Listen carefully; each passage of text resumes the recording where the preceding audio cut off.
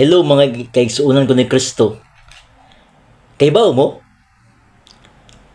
Unsay tinuod nga simbahan? Katong mga inisimpleng Katoliko, tali kaing motuo sa mga ululog sa pastor, pagbantay mo. Kay basi magmahay lang mo. No? Basig magmahay lang mo.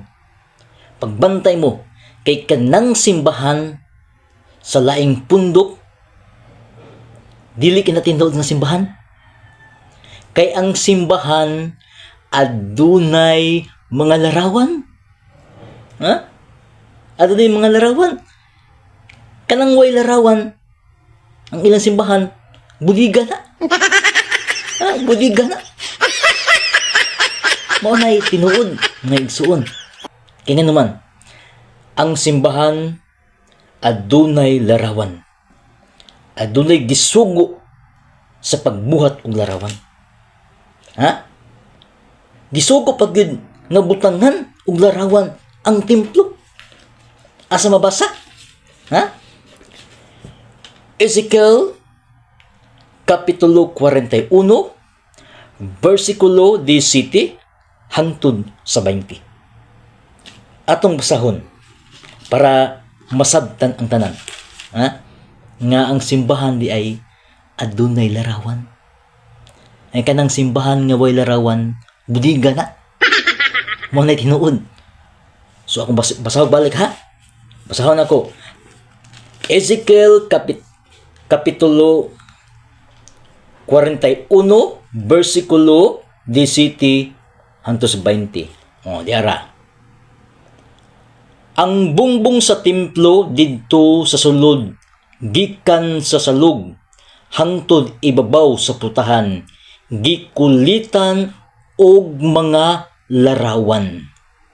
Sa to, gikulitan og mga larawan. Ang hulagway sa palmira og sa mga kiruben, o mag-ulos-hulhos matag matagbahin, may duha ka naong. May naong sa tao nga nagatubang sa palmira sa usa ka kilid, ug ang naong sa usa ka leon nagatubang sa palmira sa laing kilid. Gikulit kini sa tibuok palibot sa templo, gikan sa salog ngadto sa ibabaw sa pultahan. Kudrado ang mga haligi niini. Oh? Ha? Templo. Daghang kay mga larawan. Nya kanang iniuha mga pastor. Di na simbahan. Unsa na? Budiga. Budiga na. Busa mga kaigsuon ni Kristo, mga kaubanan sa Katoliko nga wala pay kahibalo, pagbantay mo ang mga pastor. Kaya nga naman, maayo ka nang muulog-ulog sila. Ha? Maayo ka na. Basahan day mo ana din sa ilang paborito nga bersikulo. Unya, dali kay mo madani. Busa, mga kaigsuunan, basa sa Biblia, aron dili mo dali nga dala sa mga laing nga relihiyon. Busa, kini para kini kanatong tanan sa kayuhan, aron dili ta maadto sa pundok nga simbahan nga murag butika. Salamat ug maayong gabi, gabi ko.